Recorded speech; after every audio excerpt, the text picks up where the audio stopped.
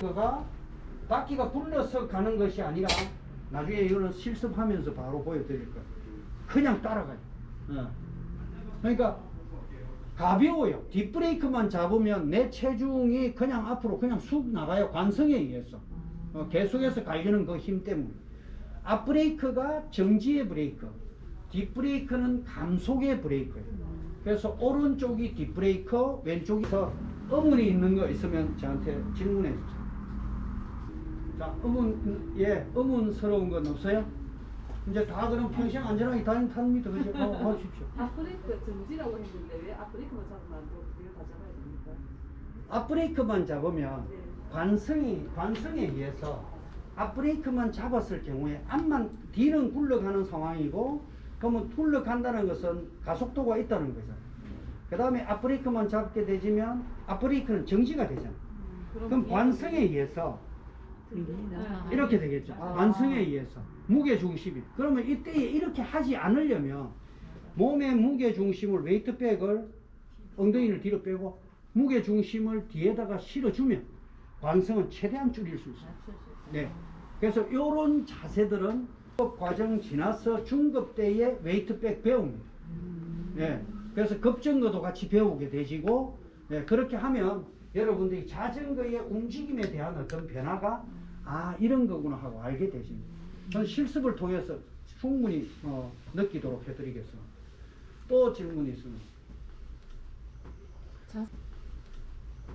자전거를 타면 네. 저희가 자전거를 잘 알아야 되잖아요. 네.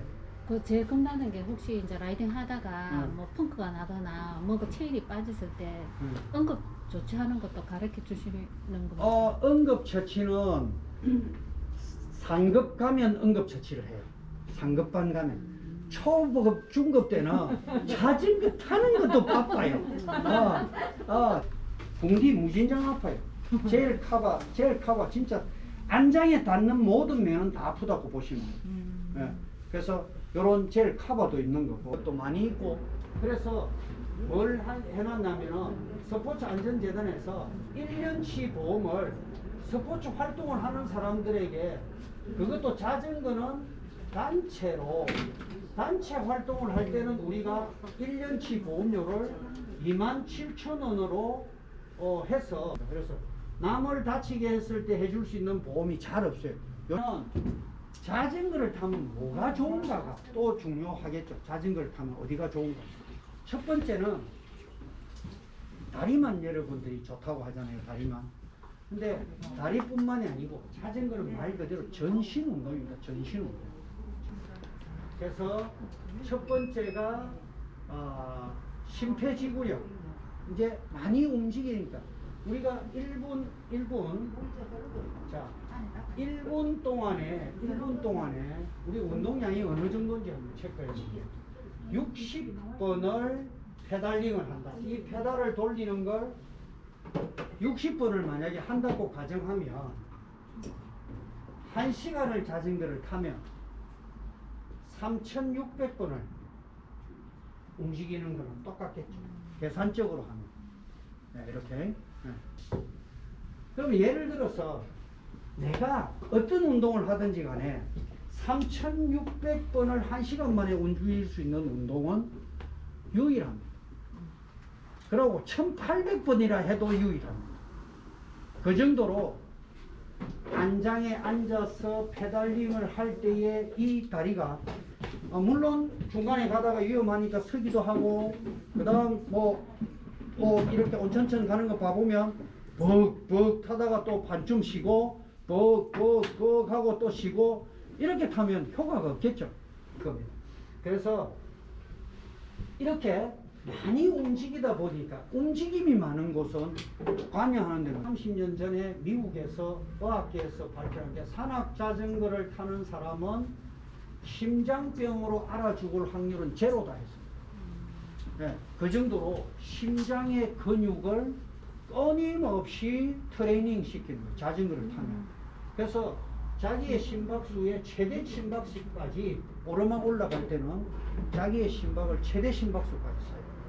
네, 그래서 이런 어떤 부분. 그 다음에 자 이제 전신 운동이다. 두 번째가 다리를 많이 움직이는 각근을 많이 쓰는 운동이다.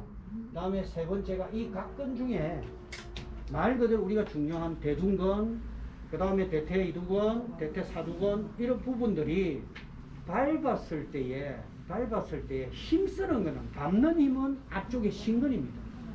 근데 이 뒷부분은 왜 발달이 되냐면 눌렀다가 따라 올라오면서 발달돼요.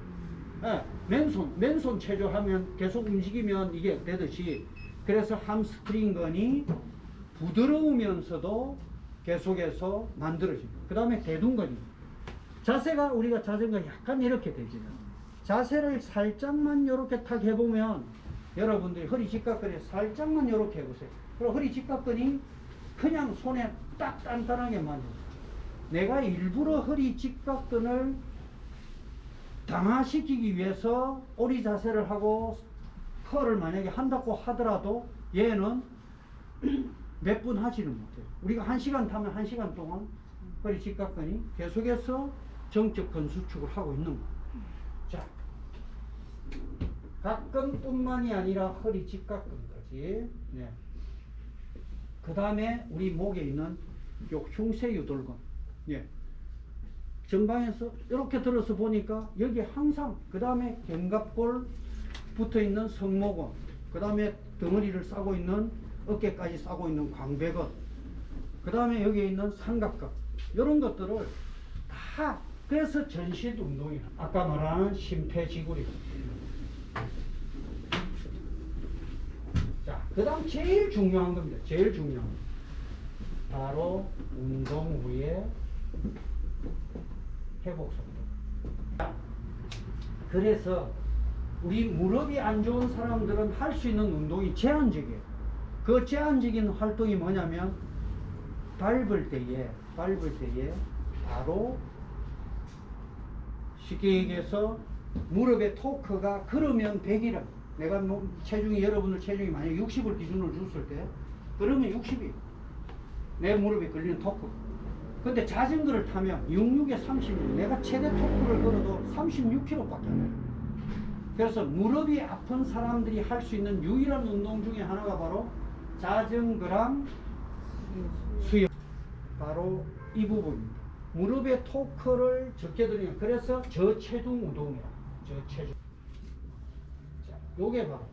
그래서 가장 키포인트가 바로 운동 후의 회복 속도가 뭐냐면 저체중 운동하고 연관성이 있다는 겁니다.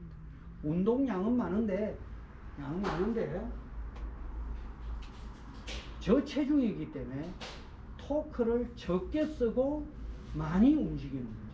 그러다 보니까 지금 완전히 자전거 타고 갔다가 오면 한번, 만약에 여기서 저기 강할리 수변공원까지 한번 갔다가 오면은 지쳐서 완전 쓰러질 것 같은데 다음날 자고 일어나면 멀쩡한 거. 이게 운동 후의 회복 속도라는 게 하루를 보면 그렇게 보이는 거고, 또 다르게 보면 운동 후의 회복 속도라는 것을, 이걸 실험적으로 말씀을 드리면, 내가 운동을 하고 난 이후에 정상적인 어떤 심박으로 돌아올 때, 그 정상적인 심박으로 돌아오는 게 얼마나 빨리 돌아오느냐, 이게 우리 운동 후 회복 속도로 심장으로 보고 판단하는 거거든요. 이런 부분들이 탁월하게 자전거가 빠르다. 자, 그래서 쉽게 지치지 않는다 하는 거와, 이런 부분들이 몸에 데미지를 많이 주지 않고 활동할 수 있는 이 스포츠 활동이 엄청나게 중요하다는 겁니다. 그래서 자전거를 타면 평생 젊어진다. 자전거 타시는 분들 주변에 젊게 사시죠? 확실하게 젊게 사요. 표정도 그렇지만, 첫째 몸이 하체가 탄탄하고 대둔근이 발달되니까 뭐냐면 허리가 바로 서는 거예요. 그 다음에 좋으니까 힘이 있는 거예요. 이런 활동적인 것과 에너지가 넘치는 부분들이 끊임없이 움직이는 내 다리. 그러니까 오르막, 예를 들어서 은근히 오르막을 올라가면 페달 안 저으면 올라갈 수 있겠어요?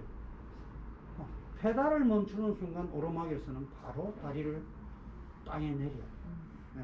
그래서 이런 오르막과 내리막과 평지에서 여러분들이 평지에서 막 속도 내서 가는 자전거 타면 그냥 빨리 가고 싶은 게 욕망이 그게 대명사처럼 되어 있어요. 근데 정말 중요한 거는 우리가 오늘 목표를 여기에서 저 끝까지 목표를 정했다. 오늘 10km다. 그걸 완주하는 게 억수로 중요해요. 그래서 그러한 것들이 자전거가 주는 육체적인 것도 정신적인 것도 두 가지를 다 만족해 드릴 수 있는 유일한 물건이다. 이렇게 보시면 돼요. 자전거 스포츠 기구다. 이렇게 보시면 돼요. 자신감이 붙습니까? 아니면은 아 자전거라는 게 뭔가 이렇게 한번 해볼만 하네 이런 생각이 드십니까? 네. 자